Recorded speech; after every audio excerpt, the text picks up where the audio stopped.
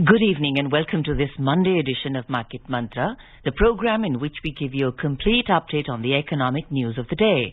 And today we'll also be taking calls from you, our listeners, on any queries that you may have on economic, business and stock market news.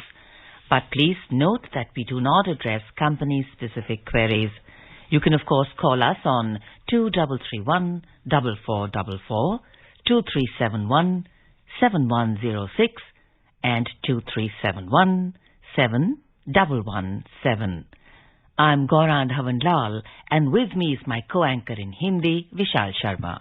नमस्कार, market मंत्र में आप सभी का स्वागत। प्रतिदिन की तरह कार्यक्रम में हम ताजा आर्थिक समाचार आप तक लाएंगे। आज सोमवार है और कार्यक्रम में आपके सवाल भी शामिल करेंगे। आर्थिक, व्यापारिक और शेयर बाजार से जुड़े किसी भी विषय पर आप प्रश्न पूछ सकते हैं। यहां बता दें कि कार्यक्रम में किसी कंपनी विशेष या स्टॉक के बारे में जानकारी नहीं दी जाती है। प्रश्न पूछने के लिए इन नंबरों पर आप फोन कर सकते हैं 23314444, 23717106 और तीसरा नंबर है 23717117।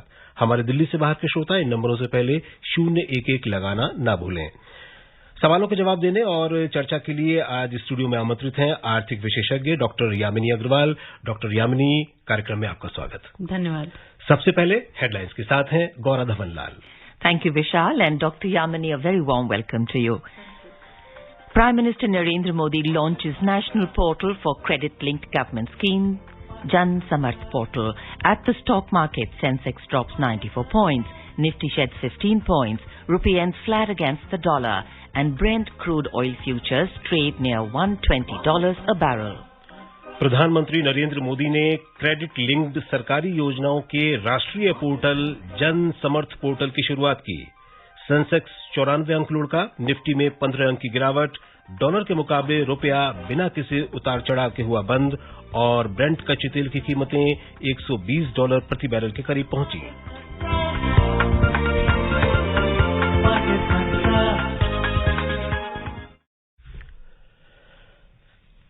सबसे पहले प्रधानमंत्री ने आज क्रेडिट लिंक्ड सरकारी योजनाओं के राष्ट्रीय पोर्टल जन समर्थ पोर्टल की शुरुआत की।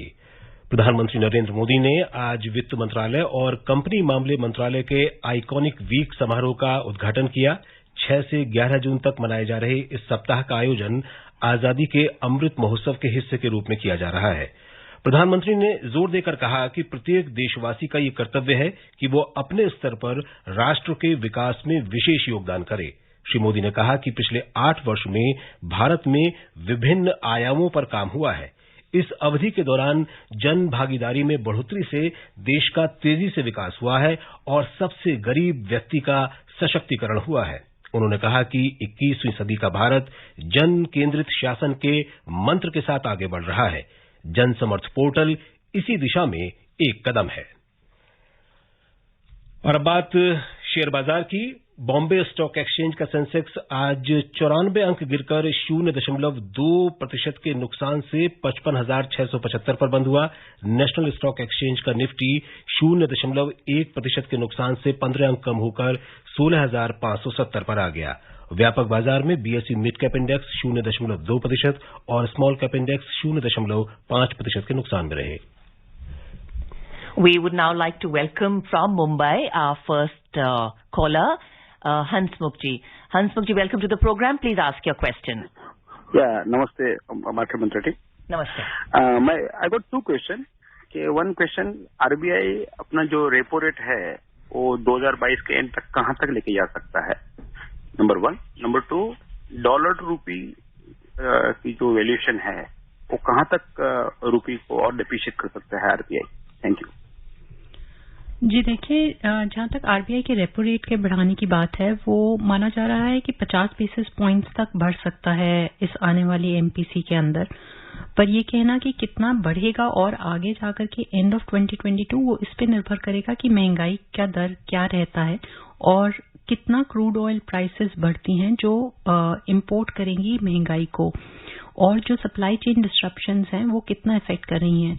अभी इन्फ्लेशन, रिटेल इन्फ्लेशन 7.9% के आसपास है और इसके तहत जो रेट है उसकी वजह से जो है ये कदम उठाना पड़ रहा है। अगर इन्फ्लेशन का प्रेशर कम होता है तो रेपो रेट शायद ना बढ़े। और दूसरा आपका सवाल था रुपी वर्सेस डॉलर का। आरबीआई इसमें इंटरवीन नहीं करती, ये मार्केट डिटरमिन्ड रेट है और ये फ्लोटिंग रेट है जिसके ऊपर डिपेंड करता है कि डिमांड कितनी होती है डॉलर की वर्सेस रुपी। क्योंकि क्रूड ऑयल की प्राइसेस काफी बढ़ रही है, उसकी वजह से जो रुपी है उसके ऊपर दबाव पड़ता जा रहा है और एफआईआईज के जो आउटफ्लोज हैं वो भी कंटिन्यूअसली जारी हैं, उसका भी सीधा असर रुपी पे पड़ रहा है, इसलिए वो काफी हद तक डेप्रिशिएटेड है। We now welcome from Palwal, Mr. Rajpal. Rajpal ji, your question, please. नमस्कार मैम, मेरा नाम राजपाल है, डिस्ट्रिक्ट पलवल से बोल रहा हूँ मैं जी। मैम मैं ये जानना चाहता हूँ मैम, जैसे ये शेयर बाजार में जो महंगाई होती है, ये जैसे बढ़ाते हैं तो मतलब 10 रुपए और घटाते हैं मतलब 5 रुपए, या हिसाब से मतलब ऐसा क्यों हो रहा है? ऐसा तो नहीं होना चाहिए मैम। जी देखिए, शेयर बाजार में महंगाई बढ़ती या घटती नहीं है। महंगाई आपके ओवरऑल जो आपके सामान्य पर्यावरण है उसके अंदर अगर आप देखें किसी भी खाद्य पदार्थ को या कोई भी सामान है वो ज्यादा जब प्राइस का मिलता है, दाम का मिलता है तो हाँ, और वो कंटिन्यूअसली बढ़ता जाता है तो अब हम कहते हैं कि महंगाई बढ़ रही है। शेयर बाजार में जो है जो स्टॉक्स हैं वो खरीदे या बेचे जाते हैं और क्योंकि जब महंगाई ज्यादा होती है तो जो कॉर्पोरेट अर्निंग्स हैं वो क्योंकि वो अपने प्राइसेस बढ़ा देते हैं, उनके अर्निंग्स के जो चांसेस होते हैं वो ज्यादा हो जाते हैं। हम कहते हैं कि जब महंगाई ज्यादा होती है तो वेरिएबल स्टॉक्स जो है वेरिएबल इनकम कमाते हैं उनकी प्राइसेस भी बढ़ जाती हैं। जी, और दिल्ली से हमारे अगले कॉलर हैं गौतम जी। गौतम जी, कार्यक्रम में स्वागत, सवाल पूछिए अपना। धन्यवाद आपका। डॉक्टर यामी अग्रवाल जी, मेरा क्वेश्चन ये है कि I am from BPO KPO industry and in my organisation there are directions made in terms of EPF, employer contribution. Recently, I got an offer letter from one company, and actually they are directing the gratuity amount as well. This is the first time which in my entire 15 years of career that I'm noticing that that deduction related to gratuity is coming to the cost to company. Kindly guide me, is it the right way of doing it? Because एक employee can be eligible for gratuity only after a service of 4.8 years, and which constitute the मतलब उसकी salary में से कटना क्या ये ठीक है? Can I make a negotiation in terms of it, and any guidance in this regard would be really helpful. Thank you. जी देखिए, ग्रेच्युटी में जो है नहीं कटता है और ज्यादातर देखा जाता है कि आपके पीपीएफ और ईपीएफ में ही काटा जाता है। आप ग्रेच्युटी के लिए ड्यू बन जाते हैं after a certain period of time और वो पैसा आपको जब आप जा रहे होते हैं कंपनी से तब आपको वो पैसा दे दिया जाता है। तो अगर नेगोशिएट आप करना भी चाहते हैं फिर भी कंपनीज उस पे नेगोशिएशन नहीं करती क्योंकि ओवरऑल सारे एम्प्लॉयज को वो बेनिफिट दिए जाते हैं जो आपको भी दिए जाएंगे, तो उसमें ओवरऑल पॉलिसी में चेंज नहीं किया जाता। We now welcome from Jaipur, Jitendra ji. Hello, हाँ मैडम, एफएमसीजी, आईटी और फर्मा में क्या फ्रेश एंट्री किया जा सकता है लॉन्ग टर्म के हिसाब से? पहला। दूसरा सर मैडम, एक फर्मा कंपनी है, 5-6 महीना पहले उसका आईपीओ आया था, 400-450 से खुला था, लेकिन अभी वो 200 पे है, लेकिन वो प्रॉफिट में कंपनी है, पता नहीं क्यों माइनस में जा रहा है, तो क्या उसमें लिया जा सकता है? जी देखिए, एफएमसीजी और फार्मा अच्छे सेक्टर्स हैं जिसमें निवेश किया जा सकता है और लॉन्ग टर्म में भी निवेश किया जा सकता है, ये देखते हुए कि कंपनी का बिजनेस क्या है और वो किस चीज के अंदर निवेश कर रही है। अगर वो बिजनेस कंटिन्यूड बिजनेस है और आगे प्रॉफिटेबल होगा तो आप उसमें निवेश करें। सेक्टर्स दोनों ही बहुत अच्छे हैं।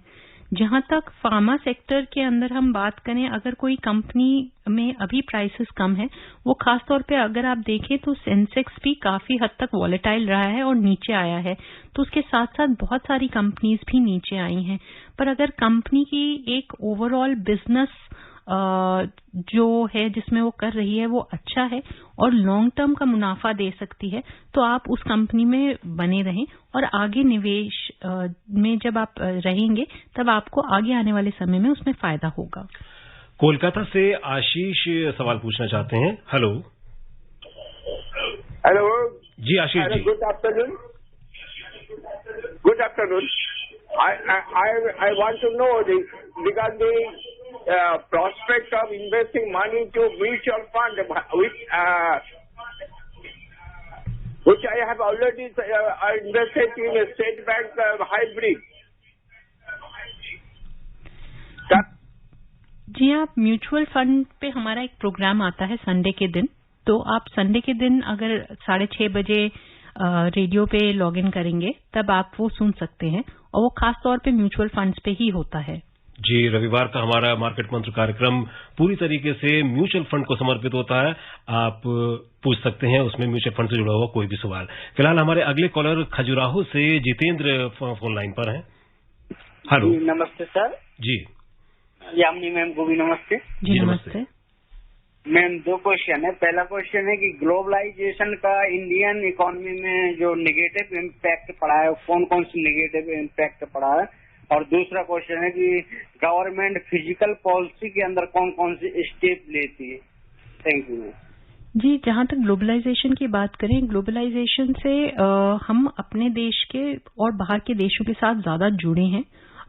उनके वहां से काफी हद तक कैपिटल हमारे यहाँ आया है। अगर आप नेगेटिव सवालों की बात करें तो ग्लोबलाइजेशन का सीधा असर जो इनकम इनइक्वालिटीज है उस पे पड़ा है कि रिच रिचर हुए हैं और पुअर पुअरर हुए हैं। अगर देखा जाए तो काफी हद तक एमएनसीज की भी ग्रोथ हुई है, जिसका सीधा असर कुछ डोमेस्टिक कंपनीज पे भी पड़ा है, जिसकी वजह से जो कुछ क्षेत्रीय कंपनीज थी उन्होंने अपना बिजनेस भी लूज किया है। तो ये कुछ प्रमुख क्षेत्र हैं। ऐसे ही जो कुछ ट्रेडिशनल फॉर्म्स ऑफ वर्किंग होते थे या ट्रेडिशनल वर्क फॉर्म्स होते थे उसमें भी असर पड़ा है, क्योंकि वो अब उतने नहीं डिमांड में जितने पहले वो डिमांड में होते थे। जहां तक फिस्कल पॉलिसीज की बात करें तो फिस्कल पॉलिसी आपकी जो सरकार पॉलिसीज बनाती है उसको कहते हैं, और इसमें सभी जैसे इंफ्रास्ट्रक्चर में निवेश करना है या फिर कहीं पे भी कोई एक्सपेंडिचर करना है, चाहे वो एग्रीकल्चर के क्षेत्र में हो, हेल्थ केयर के क्षेत्र में हो, एजुकेशन के क्षेत्र में हो, इन सभी पे जो निवेश किया जाएगा या जो खर्चा किया जाएगा उन पॉलिसीज को हम फिस्कल पॉलिसीज कहते हैं। Dr. Yamini, we have another listener in from Kolkata, but just before that, a quick look at what happened in the markets today.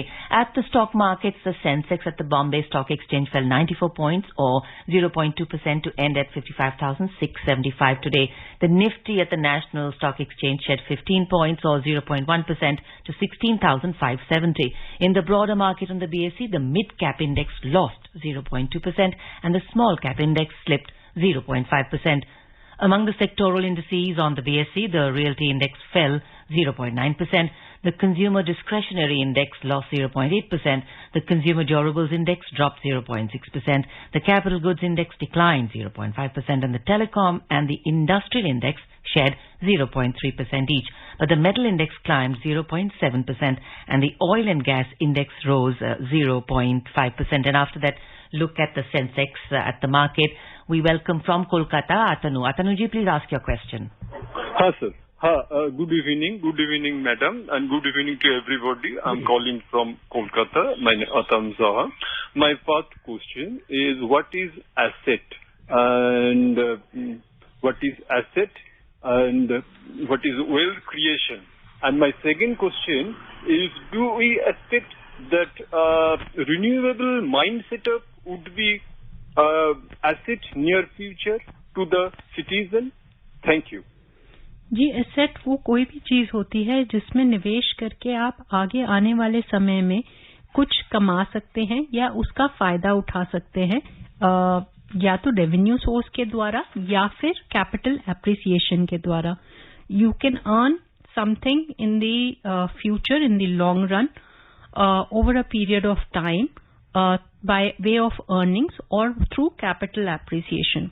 When we talk about wealth creation, we talk about how using different resources we can generate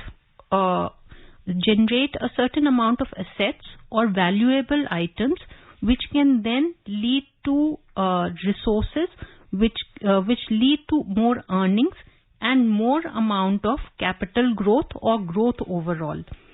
When we talk about renewable energy is a wealth creating source, primarily because there is a lot of pressure on our fossil fuels, which will extinguish after a certain period of time, and the energy demand needs are continuous that are there.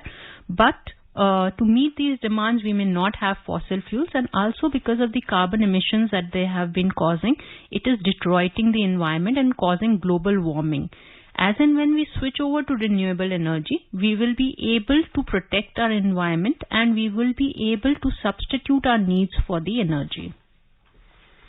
जी, पंजाब से गुरुदर्शन जी हैं phone line पर अपने सवाल के साथ। जी गुरुदर्शन जी, कार्यक्रम में स्वागत। सवाल पूछिए अपना। नमस्कार सर जी। जी नमस्कार जी। मैं गुरदर्शन लाल चलोत्रा पिंड कैरों पंजाब तो सर जी ਤੁਹਾਡੇ ਨਾਲ ਗੱਲ कर रहा। जी सवाल पूछिए अपना गुरदर्शन जी। हाँ जी, मेरा सवाल है पेट्रोल च एथलीन की मात्रा ਵਧਾਈ जा रही है जी। मैं इस बारे पूछना चाहना, आने वाले समय ਦੇ ਵਿੱਚ ਮਸ਼ੀਨਰੀ ਤੇ ਇੰਜਣਾਂ ਤੇ ਕੁਝ ਫਰਕ ਪੈ ਸਕਦਾ ਵਾ? मैं ਇਹਦਾ सवाल ਤੁਹਾਡੇ ਤੋਂ ਤਸਦੀਕ ਨਾਲ पूछना चाहना। जी, पेट्रोल में इथेनॉल को ऐड इसलिए किया जा रहा है ताकि कार्बन एमिशंस कम किए जाएं। उसका फायदा सीधा जब एथेनॉल ऐड होता है तो उसका फायदा जो है एक देश को पड़ता है, क्योंकि कार्बन एमिशंस जब कम होते हैं तो एनवायरनमेंट को बेनिफिट होता है। और दूसरा जो एथेनॉल यूज होता है वो शुगर इंडस्ट्री के फार्मर्स को भी पैसा दिया जाता है, जिसका फायदा उनको तक पहुंचता है। फ्यूल एफिशिएंसी के मामले में ये थोड़ा कम फ्यूल एफिशिएंट होता है, पर जो कॉस्ट बेनिफिट अगर एनालिसिस किया जाए तो एथेनॉल मिक्स्ड पेट्रोल एक बेटर पेट्रोल होता है और आपके मशीनरी को कुछ खराब नहीं करता। जी, और अब नजर डालते हैं एशियाई शेयर बाजारों पर। इस सप्ताह अमेरिका में मुद्रास्फीति के आंकड़े आने से पहले एशियाई शेयर बाजारों में आज कारोबार मिला जुला रहा। जापान का निकेई 0.1% की गिरावट में रहा और सिंगापुर का स्टेट्स टाइम्स इंडेक्स 0.2% के नुकसान में रहा। लेकिन चीन के शंघाई कंपोजिट इंडेक्स में 1.3% की तेजी रही और हांगकांग के हैंगसेंग में 2.7% का उछाल आया। दक्षिण कोरिया में अवकाश के कारण शेयर बाजार बंद रहे। आर्थिक खबरों की बात करें तो चीन के परचेजिंग मैनेजर इंडेक्स पीएमआई के आज जारी आंकड़े बताते हैं कि अप्रैल के 36.2 की तुलना में मई में पीएमआई सुधरकर 41.4 हो गया, लेकिन ये अभी भी आर्थिक गतिविधियों में कमी को दर्शाता है। यूरोपीय शेयर बाजारों की बात करें तो चीन में कोविड-19 पाबंदियों में ढील दिए जाने के बाद प्रमुख यूरोपीय सूचकांकों में आज तेजी का रुख रहा। इस सप्ताह अमेरिका से आने वाले मुद्रास्फीति के आंकड़ों और यूरोपीय केंद्रीय बैंक की बैठक के नतीजों पर भी निवेशकों की नजर बनी हुई है। अंतर्दिवसीय कारोबार में लंदन का FTSE 100 1.4% चढ़ा, जबकि फ्रांस का कैक 1.1% और जर्मनी का डेक्स 0.9% की बढ़त के साथ कारोबार कर रहे थे। We now move on to the oil prices. Global crude oil futures hit $120 a barrel today after Saudi Arabia raised crude prices for July amid doubts that an increased OPEC plus monthly output target will help ease tight supply. So the Brent crude oil futures gained 32 cents to $120.04 a barrel. The US crude futures rose 40 cents to $119.27 a barrel after hitting a 3-month high of $120.99 a barrel. जी, और अब gold की बात करते हैं। दिल्ली सराफा बाजार में आज सोना 43 रुपए महंगा होकर 50,908 रुपए प्रति 10 ग्राम पर रहा। चांदी भी 850 रुपए की तेजी से 62,211 रुपए प्रति किलो के स्तर पर रही। अंतर्राष्ट्रीय बाजार में सोना बढ़त के साथ $1,852 प्रति औंस पर चल रहा था, जबकि चांदी बिना किसी उतार चढ़ाव के $22.28 प्रति औंस के स्तर पर कारोबार कर रही थी।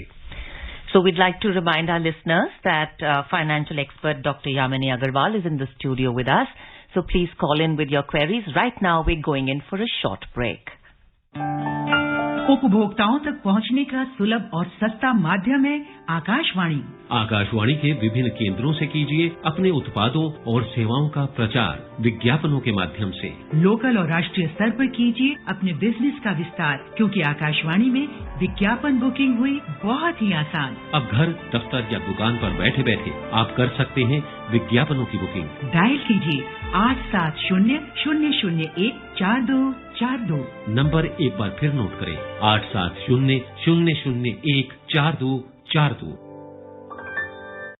जी, कार्यक्रम मार्केट मंत्र आप सुन रहे हैं AIR FM गोल्ड पर। ब्रेक के बाद हम अब बात करेंगे हमारी आज की सबसे पहली जो खबर थी। प्रधानमंत्री नरेंद्र मोदी ने आज क्रेडिट लिंक्ड सरकारी योजनाओं के लिए एक राष्ट्रीय पोर्टल जन समर्थ पोर्टल की शुरुआत की है। डॉक्टर यामिनी, आपसे जानना चाहेंगे कि जो सारी क्रेडिट लिंक्ड सरकारी योजनाएं हैं उनके लिए जो एक राष्ट्रीय पोर्टल जो जन समर्थ पोर्टल आज शुरू किया है प्रधानमंत्री ने, ये कितना महत्वपूर्ण है सरकारी लिंक्ड सरकारी योजना, क्रेडिट लिंक्ड सरकारी योजनाओं का लाभ ज्यादा से ज्यादा लोग से ले सकें, इसकी दृष्टि से कितना महत्वपूर्ण है ये देखिए बहुत महत्वपूर्ण है, क्योंकि लोग जो है बहुत सारे समय बहुत सारी स्कीम्स को चाहते होते हैं कि वो इस्तेमाल कर सकें, पर क्योंकि उन्हें पता नहीं होता और अलग अलग पोर्टल्स पे जाना पड़ता है उसके लिए क्रेडिट लेने के लिए, तो वो उनके लिए काफी मुश्किलें बढ़ जाती हैं। जब वो एक ही पोर्टल पे आते हैं और एक जगह पर अपना कार्य कर पाते हैं तो उनके लिए आसानी और सुविधा हो जाती है बहुत सारी स्कीम्स को देखने के लिए, और वो किस रेट पे वो क्रेडिट ले सकते हैं वो भी उन्हें पता चल जाता है। तो वो एक डिजिटलाइजेशन के प्रोसेस से एक फाइनेंशियल इंक्लूजन लाया गया है, जिससे कोशिश की गई है कि ज्यादा से ज्यादा लोगों तक जानकारी पहुंचाई जाए एक सिंगल विंडो फ्रेमवर्क के द्वारा, और उसी के तहत उन तक पहुंचा जा सके। Dr. Yamini, when we talk of more inclusion and of participation and making every program more participatory, and of course there are many Indias living in this one India, so how do we ensure that participation can be easily reached out to the last mile? So what else do you think? So these portals are open. Do you think some literacy measures, some education measures, what have to accompany these, as Vishal said, to make them actually large in scale? Well, it's important that the basic infrastructure, as the government has been providing, let's say laying of the optic fibers, which is reaching to the panchayati institutions as well, is one of the basic facilities. A 24-hour internet facility and electricity is something that is needed. Also, people have access to mobile phones, which does provide an access to the platforms, but then much more cheaper sources of accessing mobiles and laptops may be something that would be necessary. What again further adds on is literacy by itself, also financial literacy, because people are not aware about financial terms. They don't understand what is a mortgage, what is a collateral, what is a guarantee, and these particular terms. True. They don't understand what is a loan, what is a simple interest versus what is compounding, and so forth. Digital literacy, whereby when you actually transact, how do you go in for an OTP, or how do you really transact through the mediums that are there, what is UPI, or how do I link my accounts and get the direct transfers. These are certain things which are needed. Also awareness, because I feel a lot of times there are very good schemes of the government which don't reach to the people, primarily because they're not aware of it. So different centers, especially post offices, can be very good centers where this information can be disseminated and can reach to the poorest of the poor, or the most rural areas that are there. Right, and now the postal office is taking out this whole scheme where they're hiring people, and so the postman takes the Aadhaar facility right to the doorstep. True. Endeavors like that. And so now moving on, to when we're talking of the last mile, to farmers' incomes, the government is also mulling a 5 to 20% increase in the MSP that they're planning to give for the summer crop that is going to come now. What effect will that have? Because disposable income will increase. We are looking at inflation. So how will that balance out? How will it affect inflation? Well, it will ultimately affect the incomes that the farmers have in hand. And there has been a continuous effort by the government in terms of improving the status of the farmers, as they have been trying to work out on the double incomes, whether it is from farming, whether it is from animal husbandry, marine fishing, or anything that is there, or the blue ocean economy that we talk about. Also, the MSP rise, the increase that they have paid, will automatically add on to the incomes of the farmers and would lead to a rural demand, which will then help the economy grow. In the state of inflation, which becomes a tax on the poorest of the poor much more than to the rich, because they are more hand to mouth, and there are difficulties in reaching out to the basic amenities. All these schemes like the MSP or the PM Samman Kisan Yojana, these help the farmers to meet their needs at a timely manner.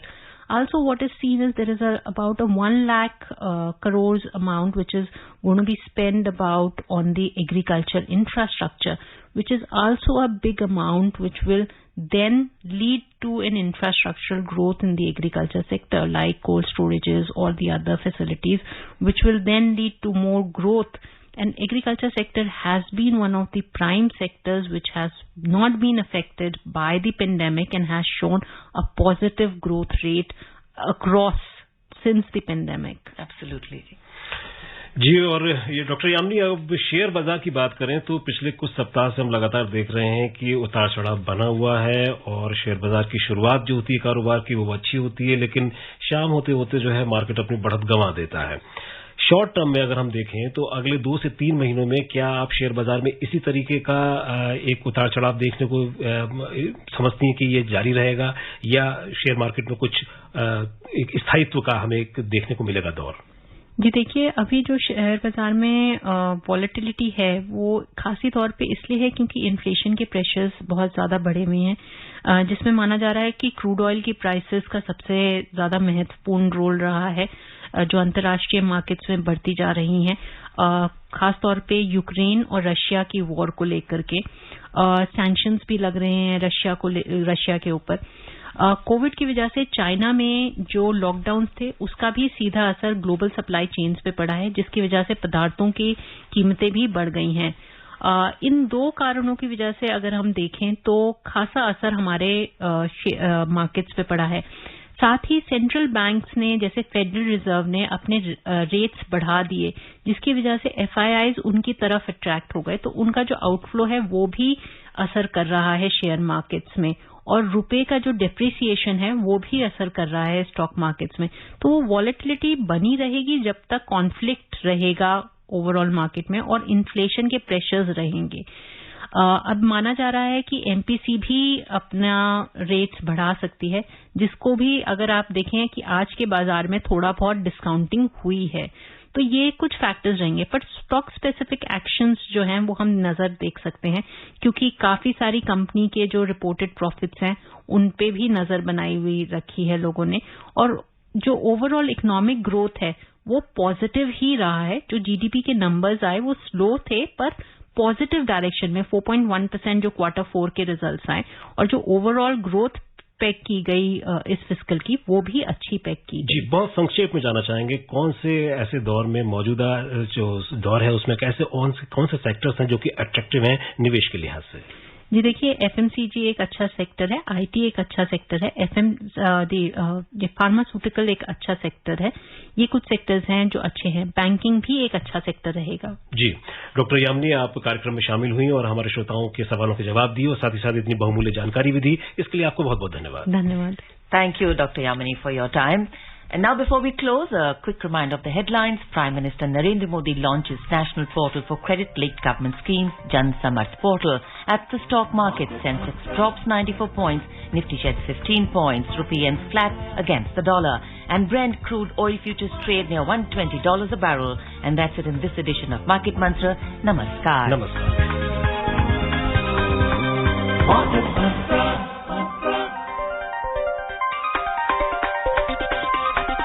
Market Mantra.